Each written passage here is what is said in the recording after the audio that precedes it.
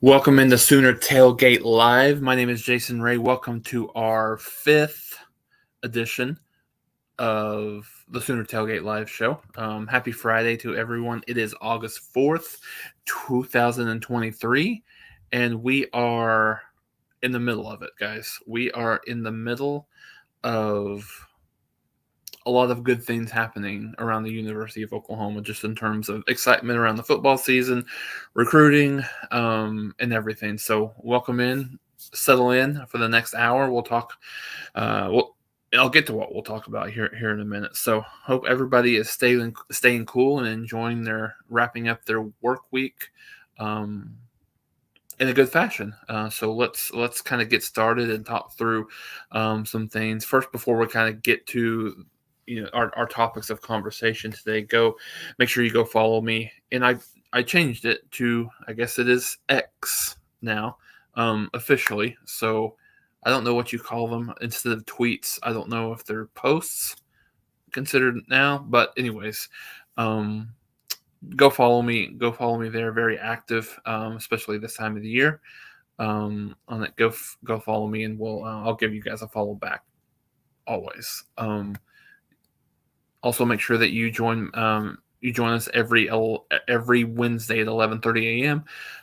Oklahoma Sooners Live. Talk about everything Oklahoma related. As I mentioned previously, we supplement our information so that we don't kind of say the same things over and over again. Give you the same content, kind of diversify that content from that perspective. But yeah, go join. I think Mark alluded to going to have several different guests that come on Wednesday, and who knows, you might see me back on there from time to time as well. So make sure you join in there as well. And then also, it's about a month away. I think a month from Saturday, which is tomorrow, we'll be doing some post-game live after Oklahoma and Arkansas State. So just make sure that you guys tune in here. We'll have everything. As I mentioned, we'll continue to keep this as a kind of a pregame preview of the game as we get into the season,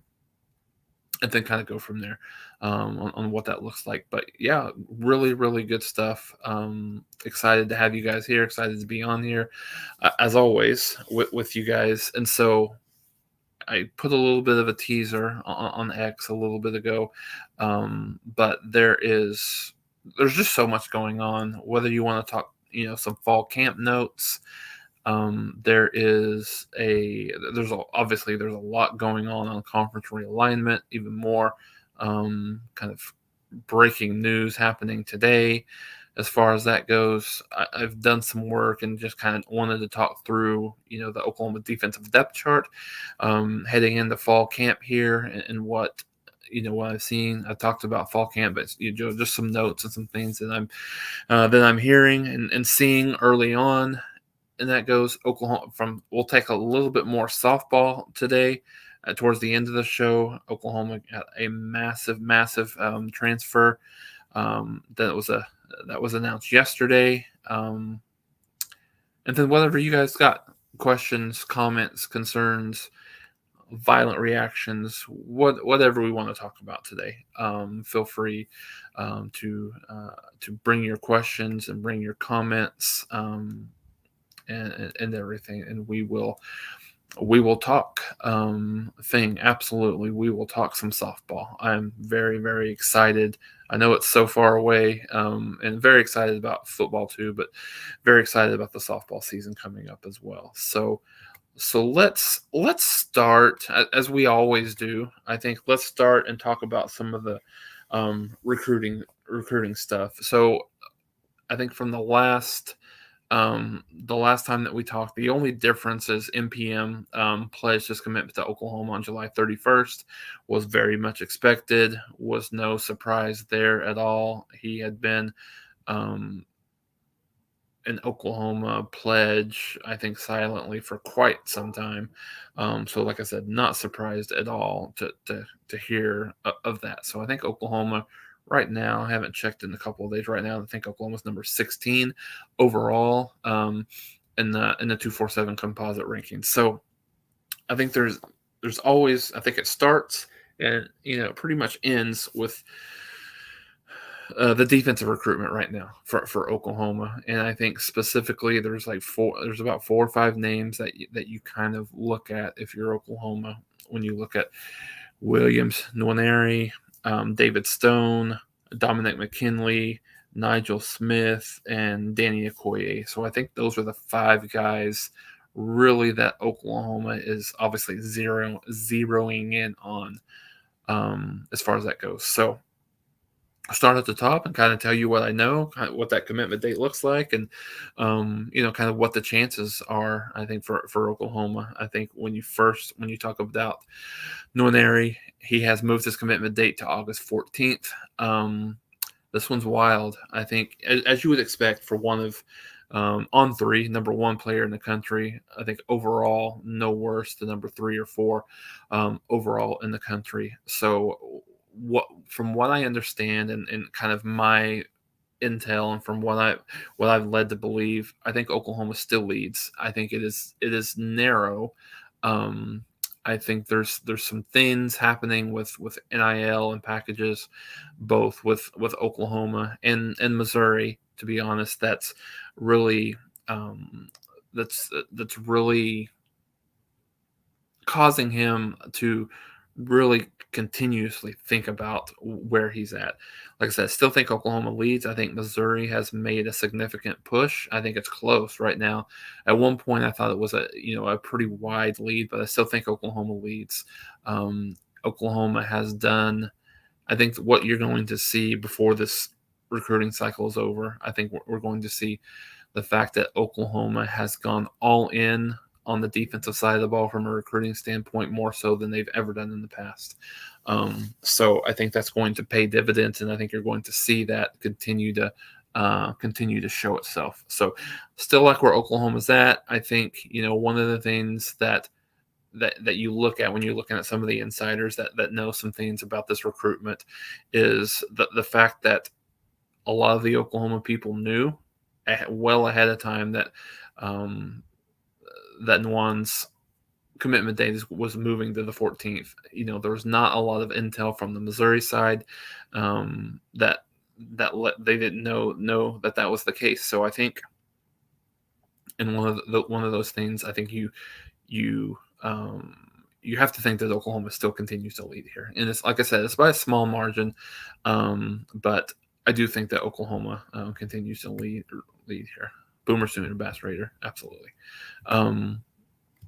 And so I think when we start there, again, it's going to be an interesting next 10 days for him, assuming that it continues to stay there.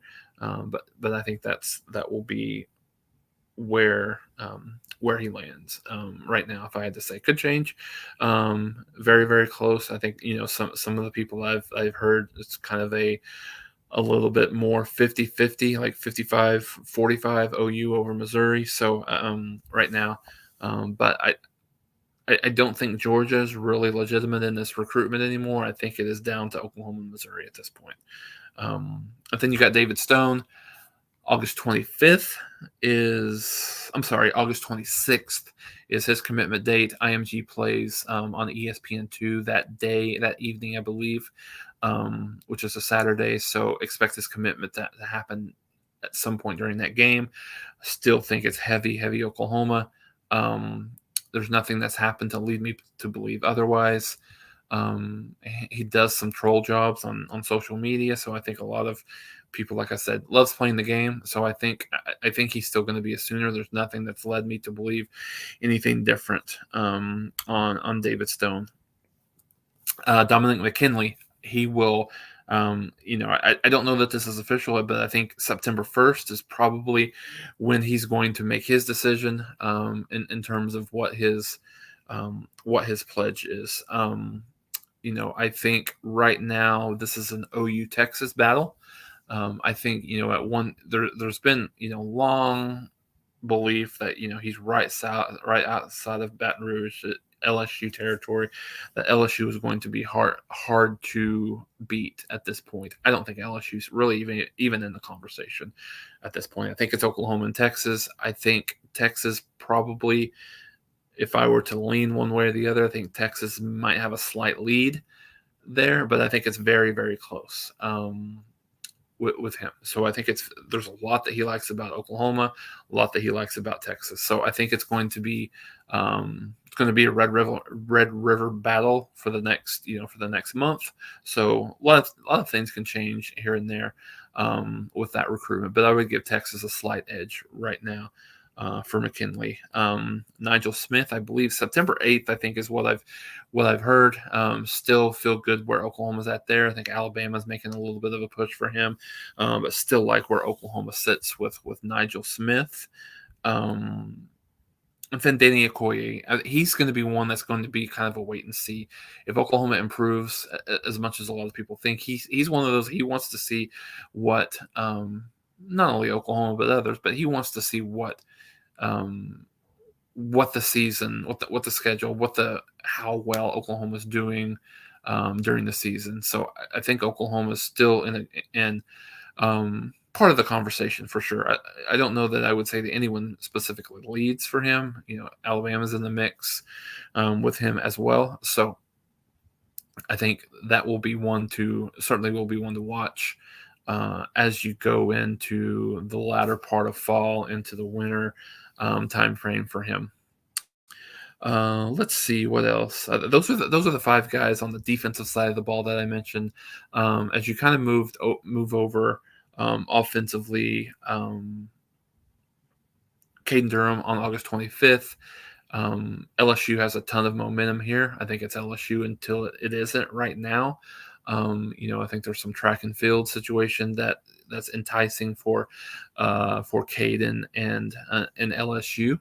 But I think as you look at that, LSU is, like I said, gaining tons and tons of momentum as far as that goes. So like LSU to land him as it states right now on the 25th. Grant Bricks, I think there's been some interesting developments with him. I think Oklahoma's made a big move for Bricks as it states right now, like where Oklahoma State is with him. Really, it's still a close battle. Oklahoma, Nebraska, and Kansas State on him. Let's see as we go down. Eddie Pierre-Louis, still kind of an OU-UCF battle. Will be interesting to see where Oklahoma goes there. In terms of the only two offensive linemen that are really chasing is Bricks and Pierre-Louis at this point. So interesting there. Michael Boganowski from a linebacker perspective doesn't have a date. I think things seem to be trending in Oklahoma's direction a little bit with Bog. Eli Bowen as well. There's not really any updates there. He is on the defensive side. So those are the guys that, like I said, Oklahoma's still in a good spot, obviously with Peyton being here. So I think Oklahoma's in a good spot there. So I think, there's around 10 or 12 guys that Oklahoma is really chasing heavily. So we'll see how that continues to go, how that ebb and flow will go. But there's a lot of momentum for a lot of these August commitments. So we'll keep in touch on that in terms of staying very close to that. See how those recruitments continue to go for Oklahoma.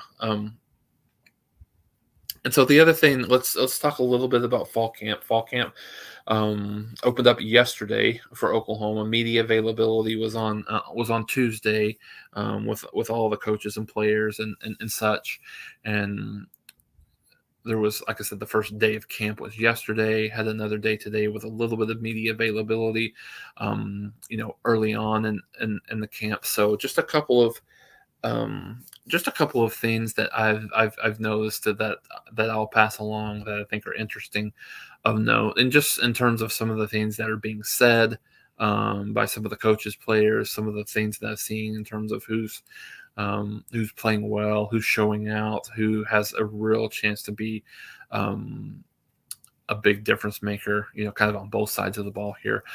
So I think it's interesting. A couple of things were interesting. I think when you look at Brent Venables, just in the way he's speaking, the tone, I think there's a lot more confidence in what this team can and will be in 2023.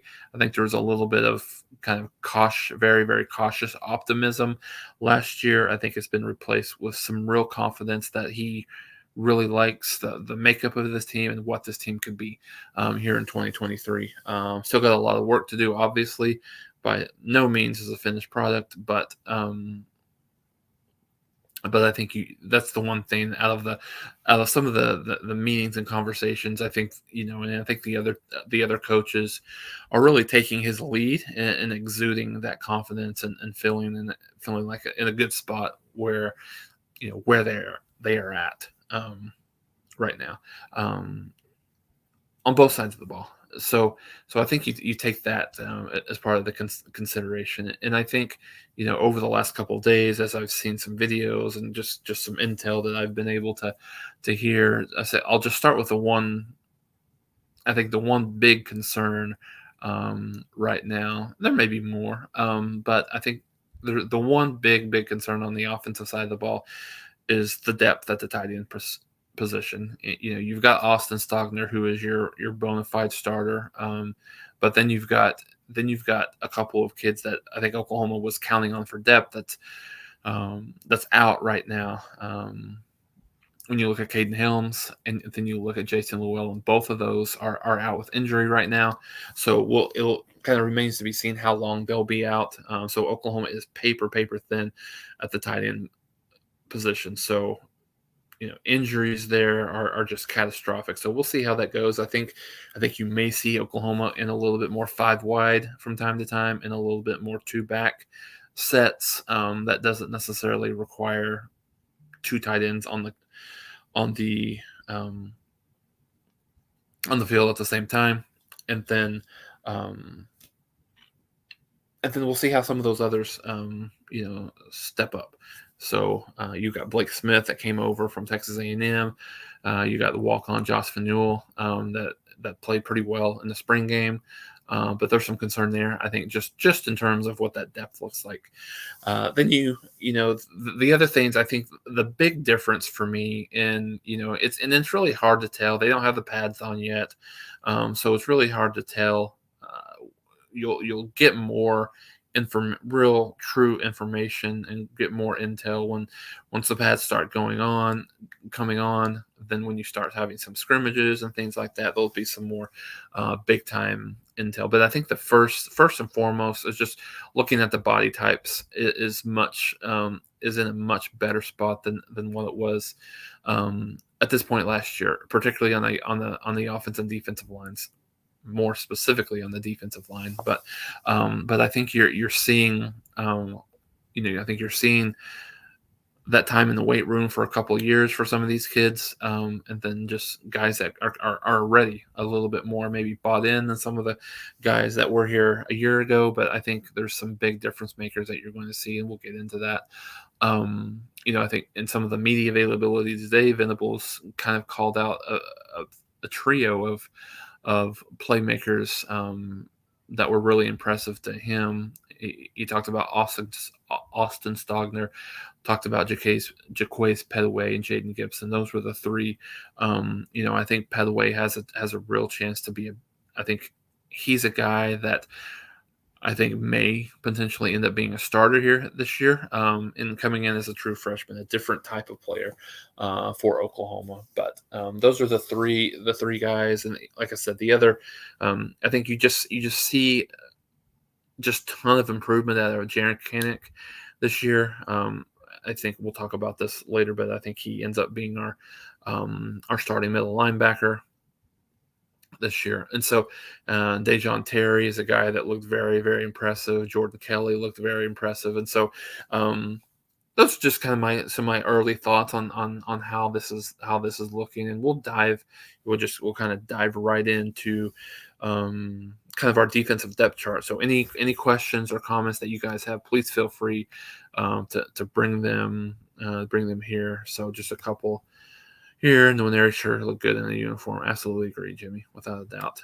Talked about this a little bit. I think right now, if you weren't here, Texas, I think Texas is has a small lead right now, but there's still about a month to go on that recruitment, so we'll see how that goes. No real update on Stone. I mean, I think he's still Oklahoma's to lose. I would be surprised and quite frankly, very disappointed if Oklahoma had lost Stone. But I think Oklahoma's still in as good of a spot as they've ever been with them. And absolutely, Jimmy. A lot of talk about Freeman. Just wasn't necessarily called out today, but Brent went in detail to call him out um, in the media availability a couple of days ago. So yeah, absolutely. I think what you're seeing is he's making. I think there's a narrative that's going on, maybe not necessarily inside those walls or locally, but I think there's a narrative that this Oklahoma wide receiver group is kind of weak and not up to par. So I think Brent's really kind of doing some things to show that they are not weak. They are more than serviceable from that perspective. So yeah, feel free to bring questions. Give me your thoughts on some of the defensive things as we go through kind of what my depth chart looks like here. So kind of starting on the defensive line from a defensive end perspective, right side defensive end. I think all Big 12 last year, Ethan Downs is your starter there. I don't think there's any real doubt about that. I think you see RMT, or Mason Thomas, as a guy that is in there in predictable passing situations, so they can kind of let him loose on his ability to rush the passer. Miguel Chavis has really just kind of talked a lot about him early on, just in terms of how well he has done, and how well he is, what he expects out of him this year. And then you got Marcus Stripling, who's in there, could be in the rotation as well. Probably doesn't have the same kind of athleticism as RMT or Ethan Downs, but certainly will be in that conversation. Then you move over to the left side, defensive end. Again, there's no real. I don't think there's any real competition here. I think you got Rondell Bothroyd, the transfer from Wake Forest, that's over here. And I think Bates and even Venables talked about he was their best defensive player in the spring. Not surprising in the least. I think he will be a big time playmaker for Oklahoma. I kind of predicted, just kind of going off the radar, I predicted the other day that I thought Mason Thomas would lead Oklahoma in sacks. I mean, I think conventional wisdom says Bothroyd will be, because he's got the most experience and the most playing time. But then you've got a few others that are in the mix that'll get some time. You've got Reggie Grimes, again, played well early on, kind of like a lot of the rest of the defense really kind of tapered off come conference season, and so we'll see if he's able to kind of make that step with added competition. PJ Adebaware is in there. Kid is a specimen as a true freshman.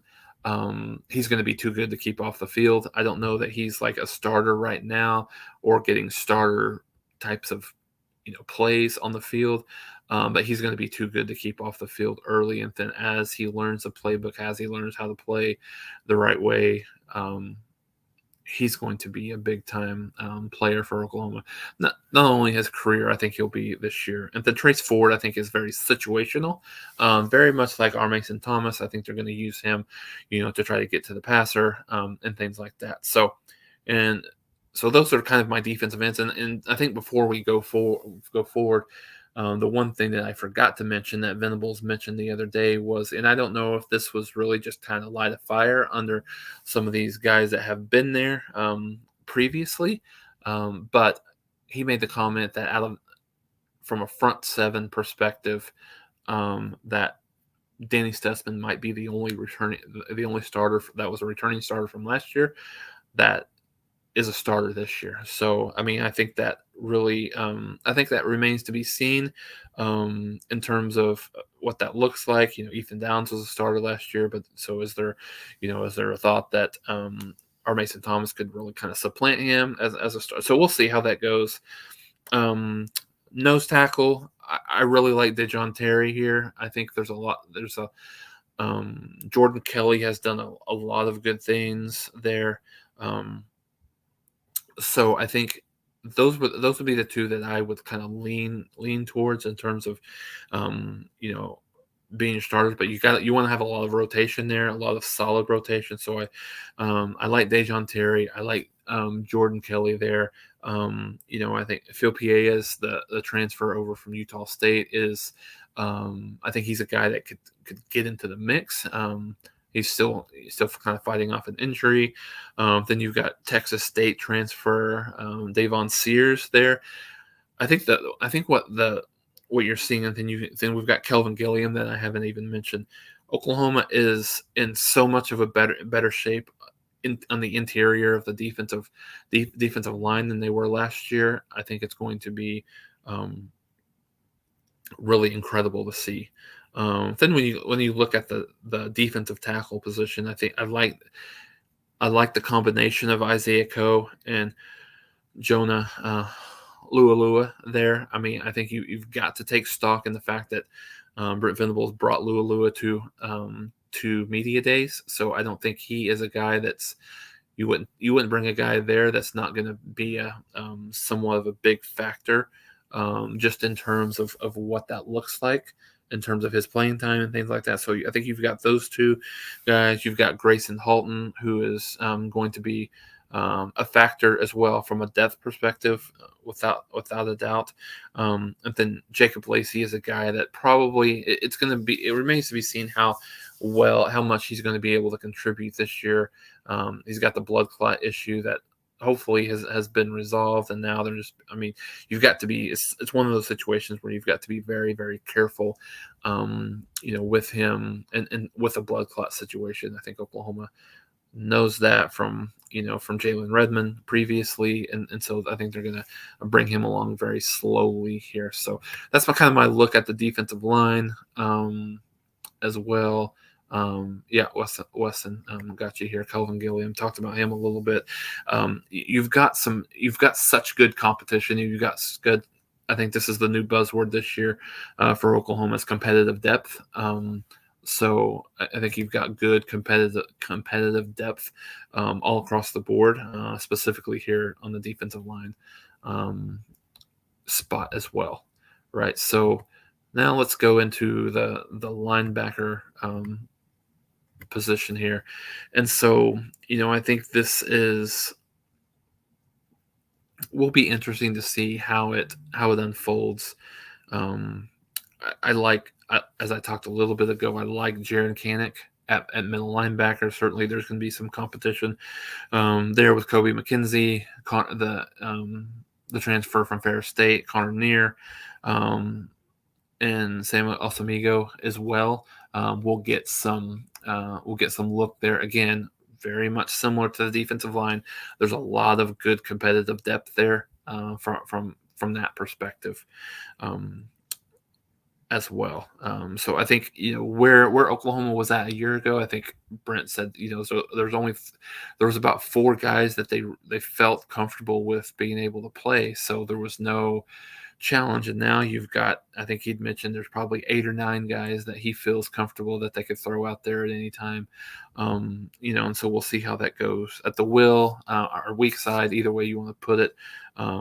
You've got Stutzman there. I think he's one of the leaders of this team. There's no real, I think, competition there. We'll see, from a Kip Lewis perspective, Shane Witter. I think a guy that is just an athletic specimen. Lewis Carter, true freshman. If you've been on social media, you've seen some stories about him, and just in terms of his weight room prowess. I think if he can get the playbook as a true freshman to any degree, then I think you could see him, provide some depth there if needed. But yeah, Danny Stutzman's the man certainly there at that position. And then when you look at the cheat, I think the cheat is going to be a little bit interesting. There didn't seem to be a guy that was a true linebacker for Oklahoma last year. I'm sorry, that was a true secondary, whether you look at a safety or something like that, that Oklahoma was comfortable with playing playing that position. So ultimately, Deshaun White ended up being that cheetah. So now I think you've got a few guys. I think the leader in the clubhouse is now. If you want to go a step further on this cheetah position, I think you almost have like a run game cheetah and a pass game cheetah, right? So I think Deshaun McCullough is the guy. Dasan McCullough, I think, is the guy that you look at as probably the leader in the clubhouse. I think they're going to try 3 or 4 guys there. That I think BV mentioned that today in his availability. You've got him. You've got Justin Harrington. You've got Peyton Bowen. I think that's going to work there. I think there's one more name that's probably escaping me right now, but I think those are the guys that will probably kind of factor into that into that just in terms of looking potentially there. So I think if you see situations where I think they're wanting to get McCullough as close to the line of scrimmage as possible. I think he's a big time freshman year at Indiana. Certainly only see that going up. So yeah, I think he's a guy that you want to get close to the line of scrimmage. Now, when you get into predictable passing situations, you look at more kind of a dime look, and I think maybe you could have a Justin Harrington or even a Peyton Bowen kind of sliding into that position. And then when you go to the back end, I think Oklahoma feels, at the depth may be a little bit of a concern at the cornerback position, but I think at the safety, Oklahoma's in a much better spot than they've ever been in quite some time. So, I think one of your corners on the right side probably is Woody Washington. I think you can probably just kind of stamp him in as a starter.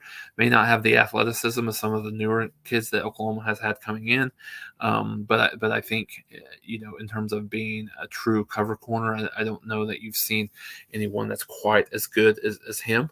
Coming in that's here right now. So I think you probably got a situation where you've got a guy like Kendall Dolby coming in. You've got a guy like Makari Vickers that's there as well. And then the left side, I think Gentry Williams is going to end up being your starter. I've got him penciled in as the number one. Certainly, we'll see some competition, as we mentioned, by Kendall Dolby, Makari Vickers, Kenai Walker, Jacoby Johnson. Athleticism is off the charts. I don't know that he'll obviously be in a situation coming in the summer that he'll be in a position where he's going to compete immediately. But I think he's got really, really good future, really good athleticism there. And then you look at the safety position. I think at the free safety, Billy Bowman's going to be the guy. Tremendous upside. Made tons of improvement last year. And then you only expect that to be the case this year. Could definitely see him being an all Big 12 performer by the end of the year. And then Peyton Bowen pushing him. He's right there. I think you've got a couple of positions where you could see Peyton Bowen playing a little bit, whether it's there or you've got nickel, you've got cheetah. I think they're working him at a couple of positions, see where he fits. You kind of get the feel with him that, again, very much like Adebaware, that he's going to be a kid that's going to be very, very difficult to keep off the field. And so, I think we'll continue to see how that goes. But yeah, I think he's a guy, like I said, much in the same conversation that's going to be very difficult to keep off the field. And then when you look at strong safety, I think this is Reggie Pearson all the way. It's going to be his job to lose. Would be shocked if he's not there. Then you've got Key Lawrence, Robert Spears Jennings, a couple of guys there to provide some depth. So here's the thing, guys. I mean, I think it's so hard to come on here and kind of be excited, but I'm very, very optimistic.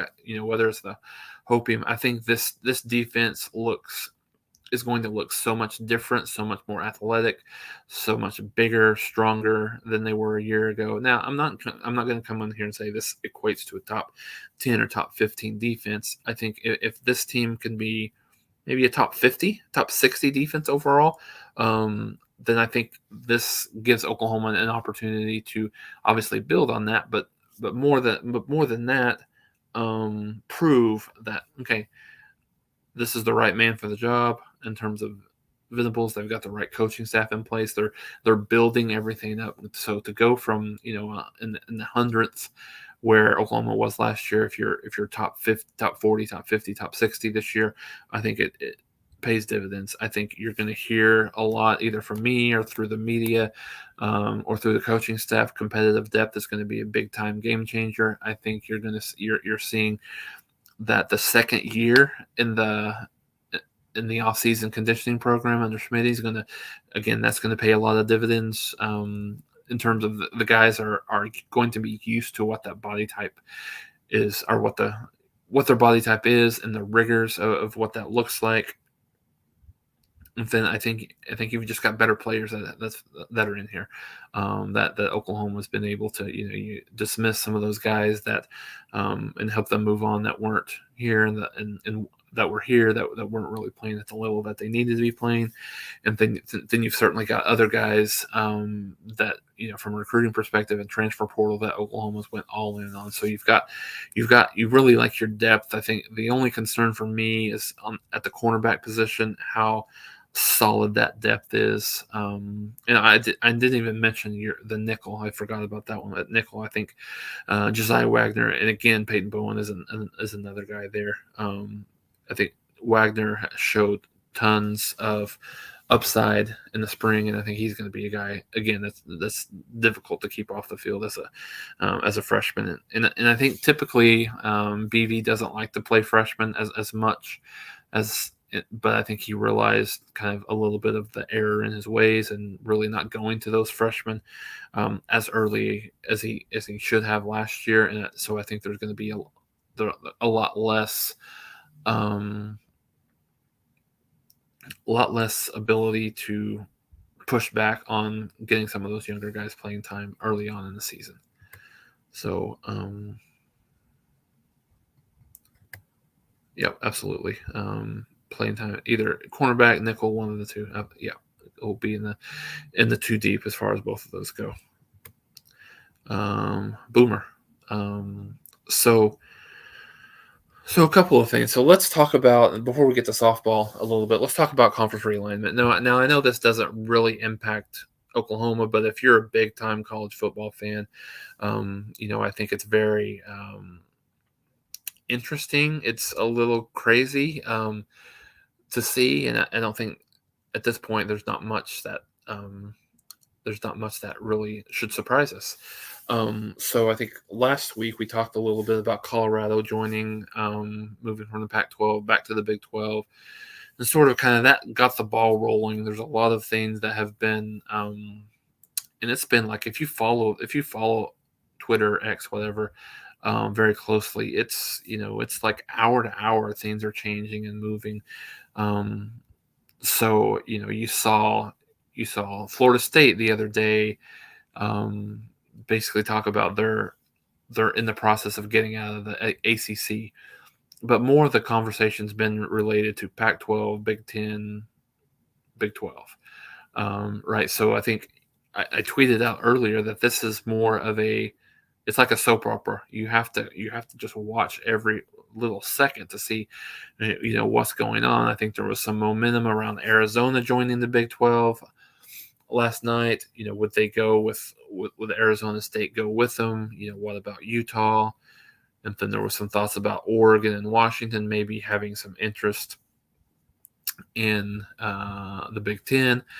Then it seemed like last night there was from the Washington Board of Regents that there was no move that is impending. And then, this morning kind of wake up to some thoughts that, the Pac-12 is gaining momentum towards Oregon and Washington staying and saving the rest of the members with with this Apple contract that they have from a TV rights deal perspective. And not long after that, there's been notifications. So now it looks like it's basically a done deal. Oregon and Washington both will be moving to the will be moving to the Big 10 probably next year, 2024.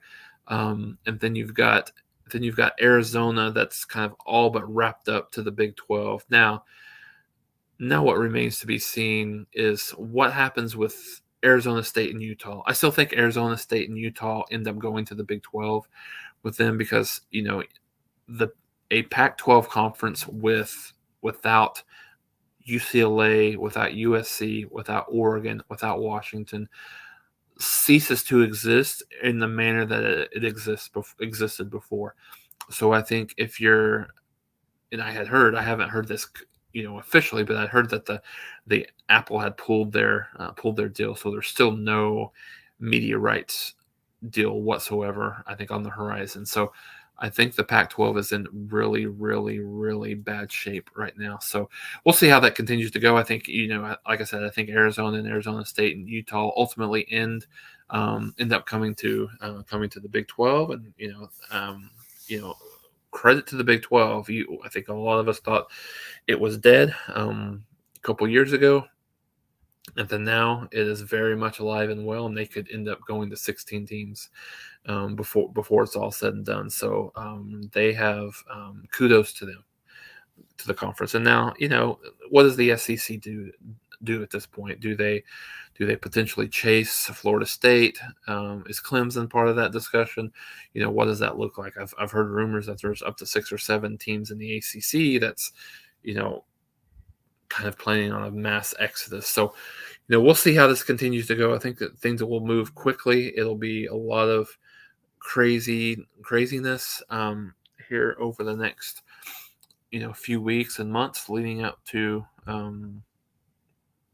everything that's happening in 2024 with Oklahoma and Texas going to the SEC, USC and UCLA in the Big Ten. Looks like Oregon and Washington now. So lots of things to keep up with. So more to come on that, and we'll talk about that without a doubt. So let's get to softball. So again, I think you guys that know me know that I'm super big fan of softball. Obviously, Oklahoma, but just the game in general. Love the game. It's gaining so much momentum, so much notoriety, so much excitement, and I think it's very, very needed, right? These young ladies don't always get the credit that they deserve, but they have done. It's just a phenomenal job, phenomenal sport, great athletes. In any event, so Oklahoma got some more outstanding news from the portal with the notification, and finally we've got some stuff from her Twitter and Instagram yesterday that Kelly Maxwell is now going to be a Sooner.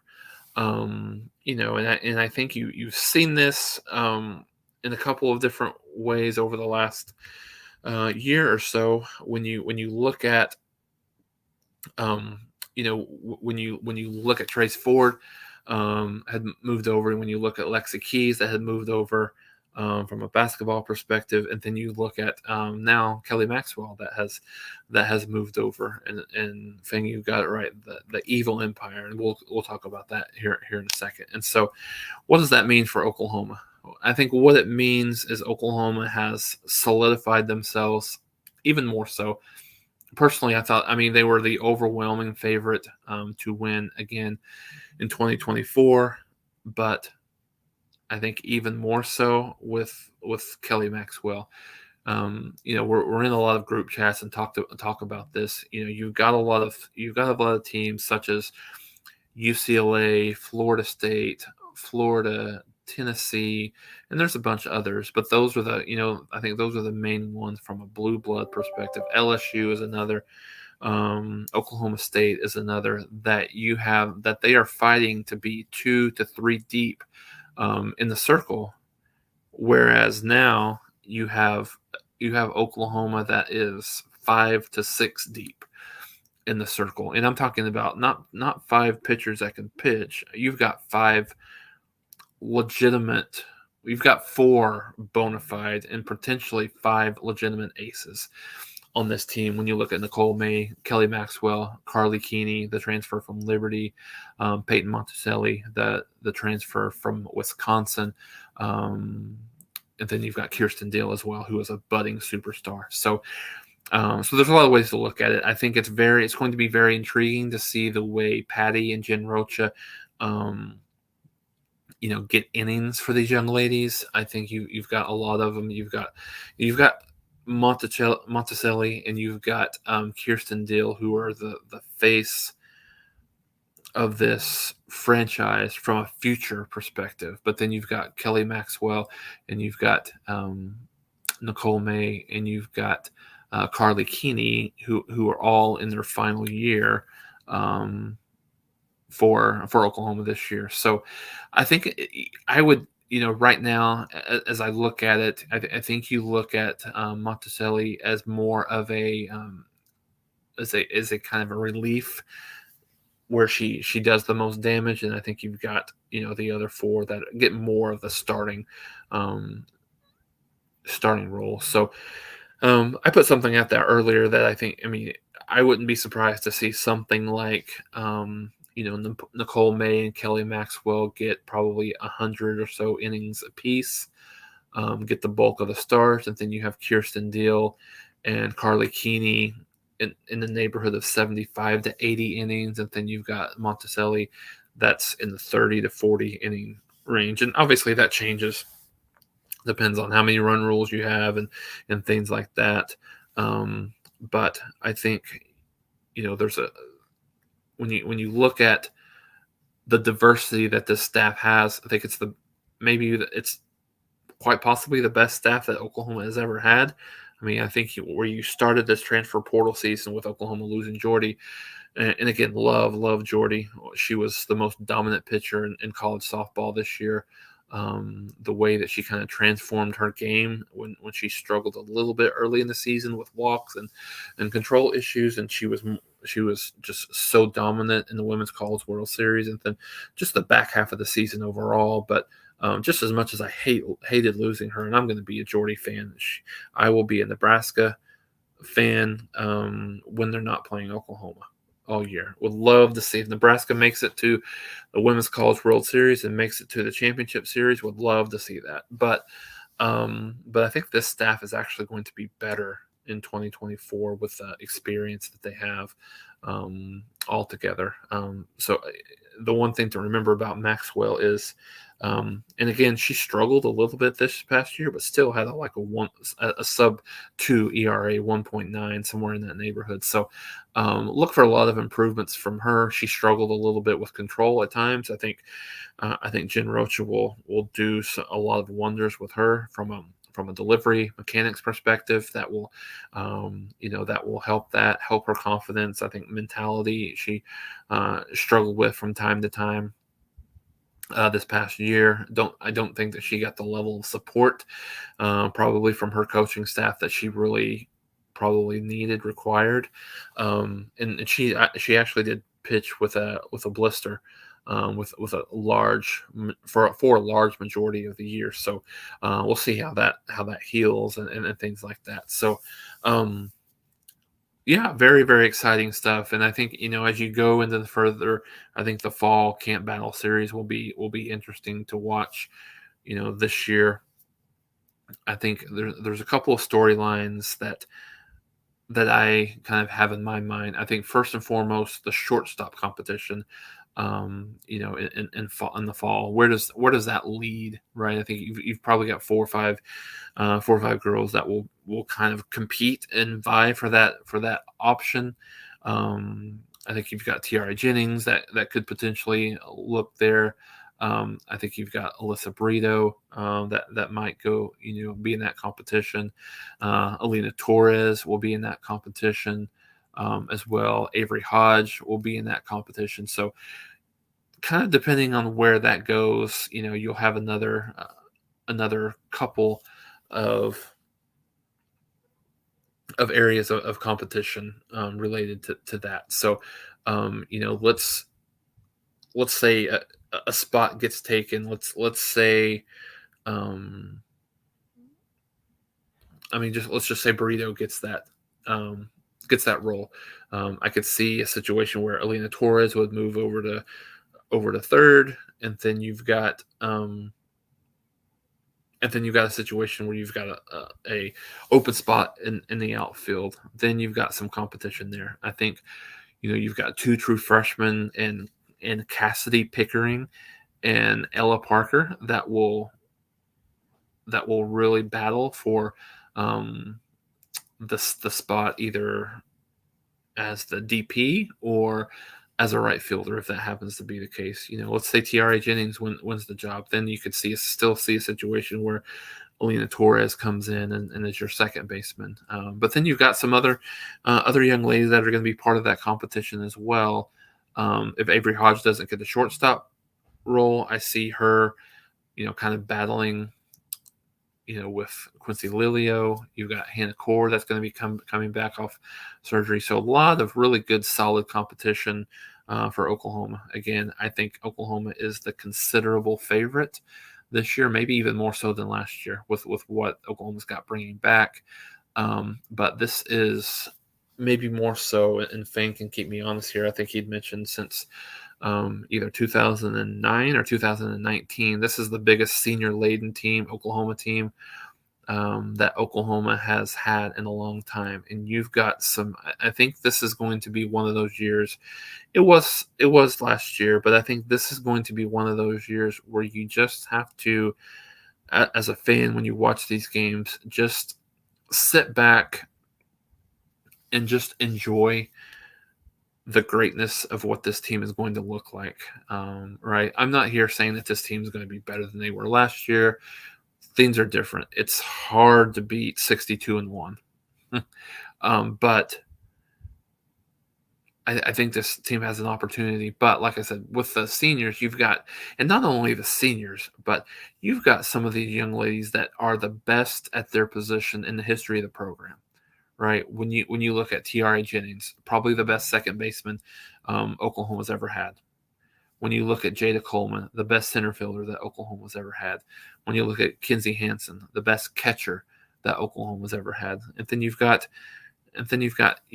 three pitchers with that are super seniors there, with Kelly Maxwell, with Nicole May, and then Carly Keeney as well. Those three, all seniors this year. You got Riley Boone, who is one of the most valuable players on this team a year ago and continues to be that way. Alyssa Brito, Alina Torres. So you've got, and I think Fang's got it down here. You've got 10 seniors on this team. So very, very experienced, very senior laden. And I think, again, Oklahoma has, this is a train that's not going to stop anytime soon, particularly this year. Now, 2025 is a different story. Now we'll see what that looks like. With losing 10 players, that's big time, and that's not even talking about anyone that could potentially transfer. But I think no one's made themselves better than Oklahoma has in the off season through the recruiting class and the transfer portal. Now there's a couple of others that did really well in the transfer portal. Arkansas is another one that has done well. They've got to find a pitcher, but we'll get into that as things progress, and things like that. So, but really just great news for Oklahoma. Just the depth that Oklahoma will have in the circle is second to none for this season. So thanks everybody for joining. I appreciate you guys. Had a lot join here at the end, so if you missed anything, this will come back, and we'll and we will that'll be live for you guys here within the next 15 to 20 minutes. So please make sure you guys go watch that, hit that subscribe button, hit the notification bell, make sure that you guys are subscribed and locked in here for what we're doing. As I mentioned, Sooner Tailgate Show will continue that every single Friday, as much as possible. We will, and then we'll have then we'll continue to have the post game stuff live at the Voice of College Football every Saturday after game. Like I said, we'll get that rocking and rolling next month, about a month from now. And then also make sure you join us on Wednesday at 11:30 a.m. We'll have a lot of different guests on there. Obviously, you're going to have Mark in there, but a lot of different guests that will come on Wednesday as well. Like I said, including myself, I might be on there from time to time. We'll see how that goes. But again, everybody have a great weekend. Thanks for tuning in. Like I said, I think we will have a little bit more intel from a fall camp perspective next week, as we might have a scrimmage that's done by this time. And then obviously the pads going on, things change a lot. So like I said, have a blessed weekend, everybody. Boomer Sooner, and God bless.